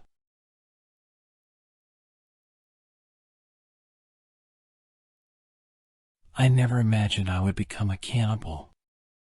It was never in my wildest dreams, but now it's all I can think about. The taste of human flesh has become an obsession, an addiction that I can't control. It started a few weeks ago when I met a strange man in a bar. He was charming, with an easy smile and a smooth voice. We struck up a conversation, and before I knew it, he had convinced me to come back to his place. Once we were alone, he offered me a drink, and I accepted. It tasted strange, but I didn't think much of it. The next thing I knew, I woke up in a strange room with no idea how I got there. At first, I thought it was a joke, a prank gone wrong. But as the hours turned into days, and the days turned into weeks, I realized the truth. I was being held captive by a cannibal. The man had a twisted obsession with eating human flesh, and he had chosen me as his next meal. I tried to fight back, but he was stronger than me, and he had ways of keeping me subdued. I watched in horror as he prepared his meals, slicing off chunks of flesh and cooking them over an open flame. I could hear the sizzle of the meat as it cooked, the smell of burning flesh filling my nostrils. And then, one day, he offered me a taste. It was warm and juicy, just like he said, and it was the best thing I had ever tasted. The flavor was indescribable, a mix of savory and sweet that made my taste buds sing. From that moment on, I was hooked. I craved the taste of human flesh, and I would do anything to get it. When the man finally died, I was left alone, with nothing but my cannibalistic cravings. I tried to resist, but it was like a hunger that could never be satisfied. I started hunting, stalking my prey in the dead of night. I would choose my victims carefully, making sure that they were alone and vulnerable. The first few kills were the hardest, but after a while, it became easier. I would sneak up on my victims, knock them out, and drag them back to my hideout. I would prepare them carefully, making sure to remove any unwanted parts before cooking them to perfection. And then, I would feast, savoring every bite, every morsel of warm, juicy flesh. I know what you're thinking. You're thinking that I'm a monster, a psychopath, a killer. And maybe you're right. But it's not like I had a choice in the matter. The cravings are too strong, too powerful to ignore. I know that one day, I will be caught, and I will pay the ultimate price for my actions. But until then, I will continue to indulge in my cannibalistic cravings to taste the sweet, warm flesh of my victims. It's the only thing that makes me feel alive.